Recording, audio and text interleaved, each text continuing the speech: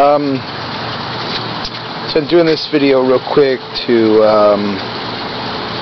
I guess, speak on the amount of trace elements and the requirements that really took off toward the end of these tomatoes ripening up. With such a plethora of fruit, I guess the trace elements that I put in it were not enough to continue the growth and the tomatoes ripening. So next year I will endeavor to load up on the trace elements prior to going into bloom. What else has changed in the last couple days?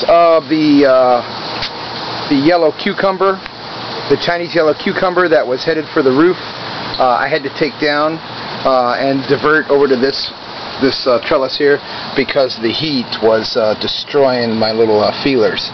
So I knew that wasn't going to last too long. But as you can see, the bugs just do not care about all the wasps. They're going right around the and/or spider webs.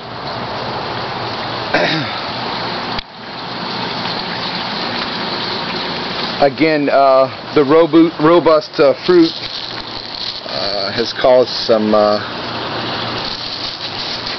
deficiencies in the plants in the older leaves, so you know, that's a deficiency. Still, this is still a mystery plant. I've added some more calcium because I believe that's probably what's causing the most amount of, see that white in there? That's just human supplements. That's just human supplements that I put in there. It's got no buffers or no coatings or anything like that. That was just pure calcium. It had a little bit of extra vitamin D in it.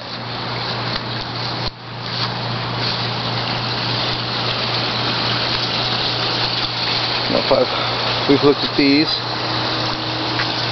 cucumbers lately. I don't know, or green peppers. At least they're beginning to green. I would believe it's time to pluck these because this is deformed, so it's not getting enough juice. So I believe it's probably time to pull those. They may get longer if there weren't as many.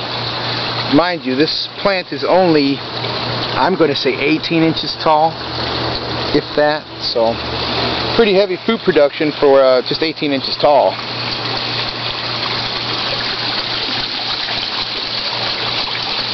Again, the depletion of trace elements could be causing some issues too. I don't know if you guys can see this. I'll lay that down when you see that.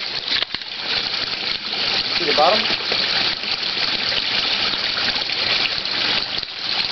Yeah, I need some water. There's been some evaporation.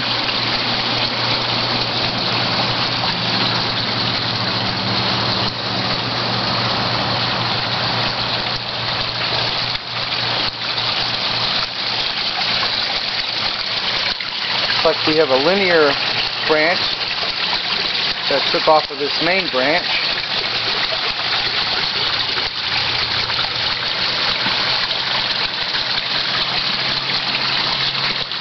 Point of interest on these plants, since I still don't know what they are, I believe this plant is the same as this plant. So a point of interest, at every one of these intersections there's this nub. That nub, I believe, would be a root had it were it on the ground.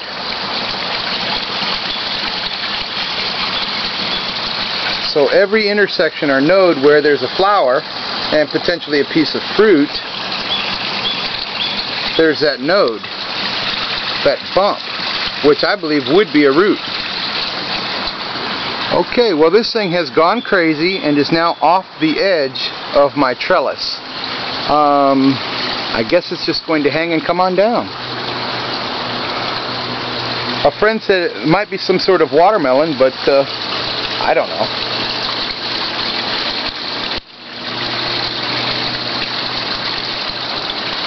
It's getting about just to be time for me to trim out the underneath of these tomatoes and allow them to begin to fruit up here around the turn. These bigger pieces of fruit, these are the Cherokee purples. As you can tell, they're going to go purple and then eventually black. So some folks call them Cherokee purples. and some folks call them Cherokee Blacks. That's the purple stage. Again, the purple stage. I have noticed the beginning cherry tomatoes in the beginning of the season, when the first ones started to ripen. Toward the end of the year, they were fine. Toward the end of the year, or the ripening season, it looks like they take on, I guess it's deficiencies, some little spots. Now this, you know, it might be just a natural thing, and I don't know, but I've seen a few black spots. I don't know what they are, and of course they're just, they don't break the skin of the tomato. Look, you can't see that. They don't break the skin of the tomato, but they are indeed there. You're not seeing that, are you? Boy, they're tasty though. Let me bite one open and show you.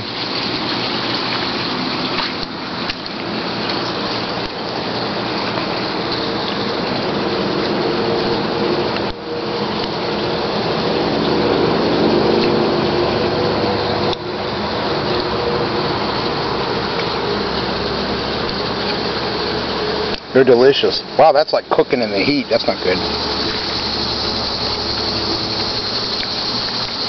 These, I'm told, are yellows, and they're low acid. So if your stomach can't take a lot of acids, those tomatoes are good. Or if what you're cooking doesn't like acid, those tomatoes are nice. They're quite tasty. Like I said, I'm going to turn into a tomato. You see those spots? No, they're not in the tomato, they're just on the tomato. It's very weird. And I guess if I'd have pulled this 3 to 4 days ago, I wouldn't have that. Look, the birds are having battles out here, and every day I come in here I find more tomatoes on the ground. Next year they'll be growing wild. Okay, I've done the circle. You see I'm getting some beans up here? Quite a few beans, I guess. Can we see them? Let me show some beans. More fruit. Bean, bean, bean, bean, beans. There's a line of beans going to come down this way. There is these are all beans. I tried to direct them this way, but every day I come out here, they keep climbing that pole. So I'm just going to let them climb the pole because that's what they want.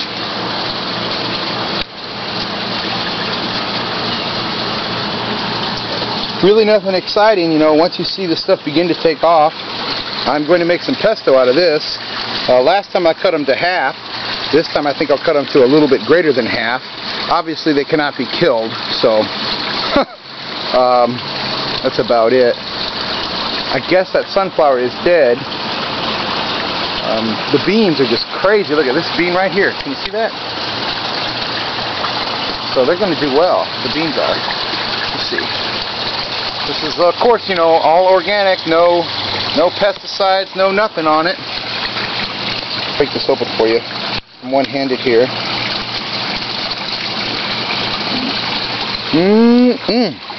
Man, they're just tasty.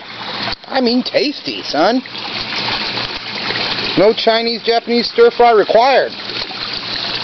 Damn. Okay, these were my sickly plants that were over in the infirmary over there.